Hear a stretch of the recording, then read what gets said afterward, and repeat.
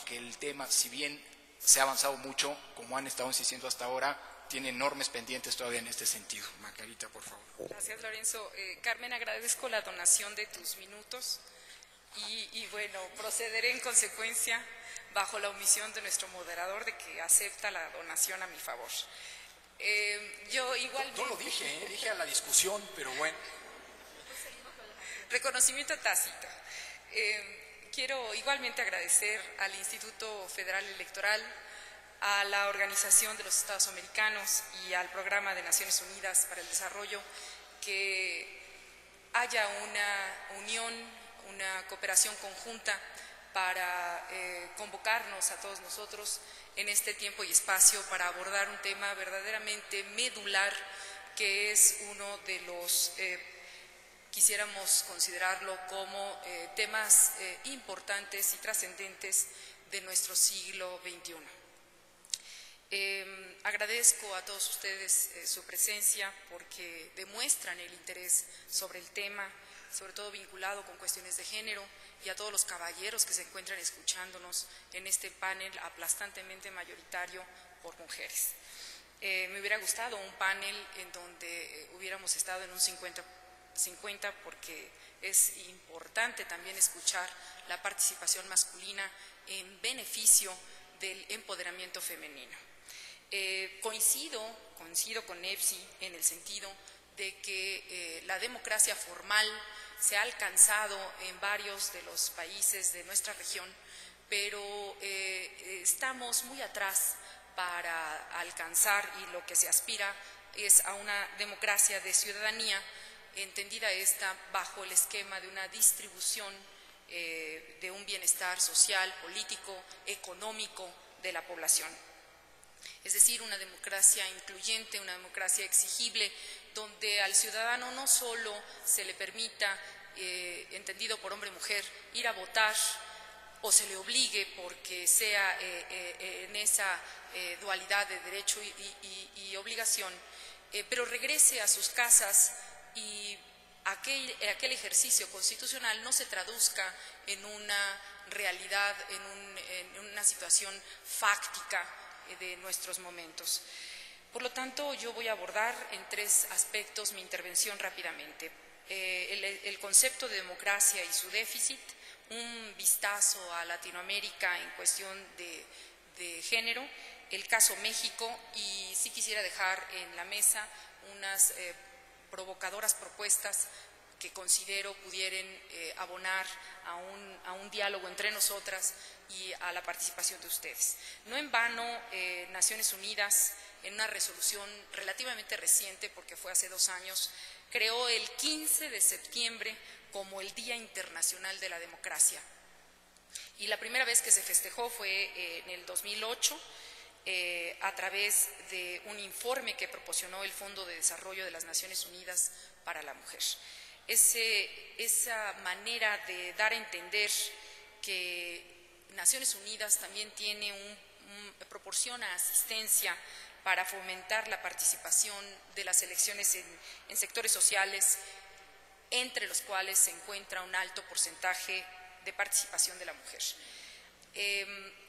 ¿Cuáles son la propuesta conceptual de las cuestiones de democracia con perspectiva de género?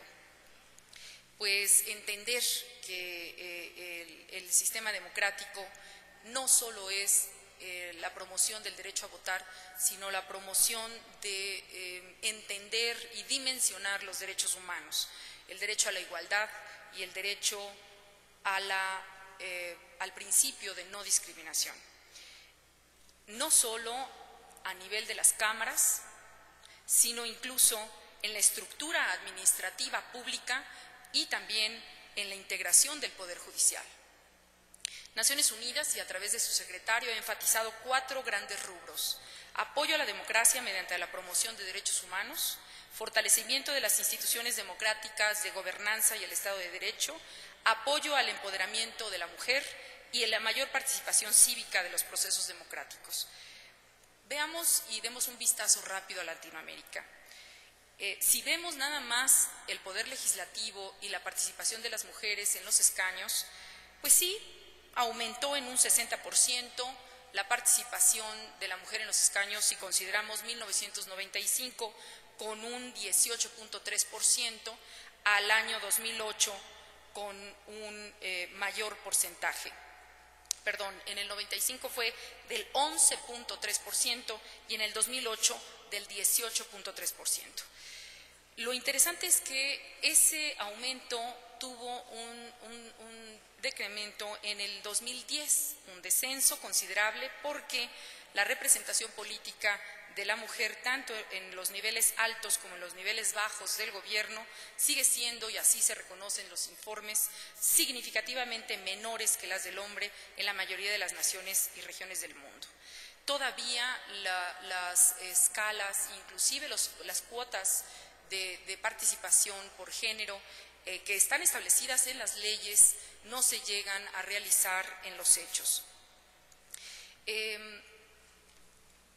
La conclusión de ese estudio dice: la institucionalización local de políticas e instancias de género es reciente pero incipiente en países latinoamericanos.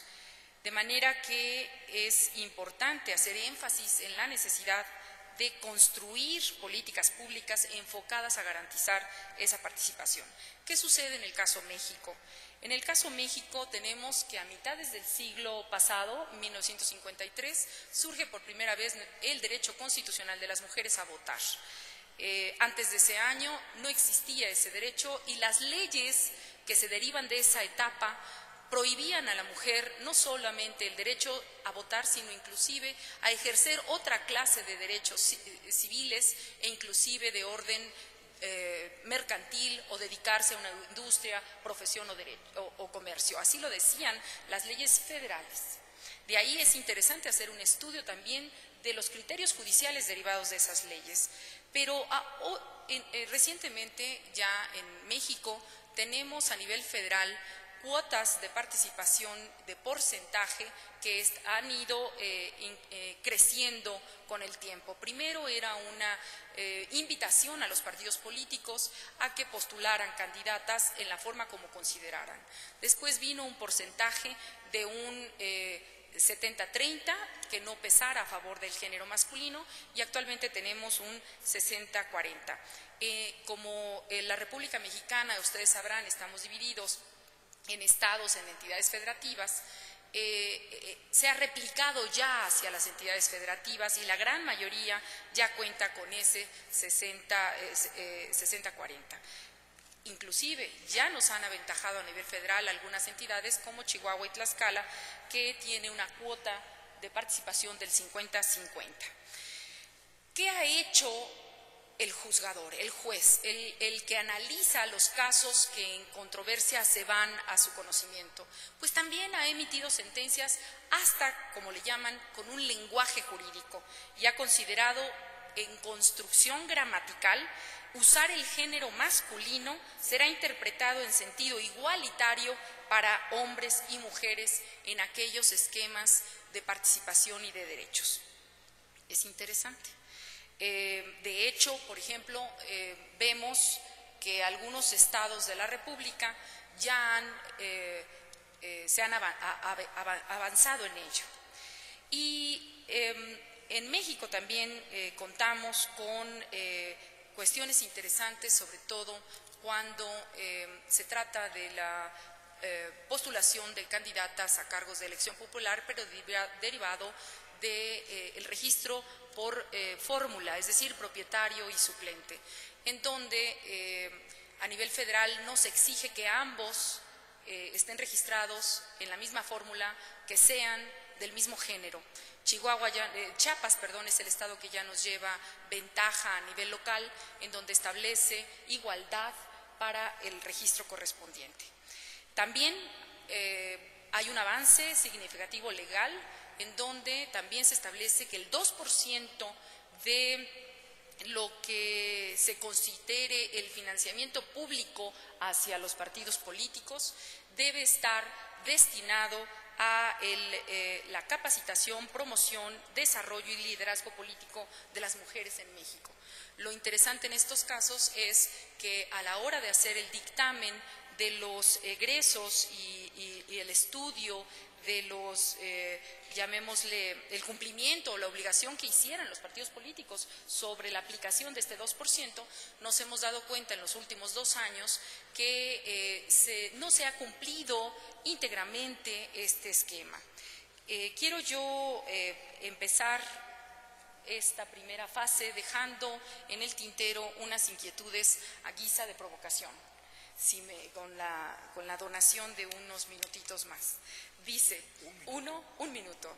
Primera provocación, sería interesante que el destino de las multas, que si bien es cierto, está establecido en el decreto de presupuesto de egresos en México para el año 2010, el destino de las multas dice que debe ser el CONACYT. Habría que reflexionar si ese destino de las multas debe de etiquetarse con temas de capacitación y empoderamiento de género. O sea, se van al CONACYT, se van a centros de investigación, bueno, pues entonces que eso esté etiquetado para el liderazgo político de las mujeres, es decir, una capacitación específica en donde participen los organismos públicos de científicos. Y también quiero enfatizar que es importante que no nada más el derecho en sí mismo en texto de ley, sino el ejercicio del derecho. Y aquí quiero terminar con 3 propuestas concretas, además de seguir con ellas en el transcurso de la charla. Primera propuesta, el ejercicio del derecho es muy importante, considero de esa manera, las acciones colectivas y por lo tanto el establecer institutos de defensa de la mujer que también sean en justicia alternativa, centros que vengan a quitar la enorme presión de los expedientes cuantitativamente tiene el Poder Judicial. Acciones colectivas, legitimación activa procesal, suplencia de la deficiencia de la queja con enfoque de género y una defensoría pública asistida o representación legal obligada a favor de las mujeres en este empoderamiento que se busca para hacer efectiva una democracia exigible, no solo en México, sino en toda Latinoamérica. Muchas gracias. Gracias, Macarita. Gracias, Macarita, por complementar además esta primera perspectiva, o esta primera aproximación al tema desde la lógica, además de lo que se ha planteado, particularmente en el caso mexicano. Y para cerrar esta primera ronda de intervenciones, les doy la palabra a Otilia para su posicionamiento inicial sobre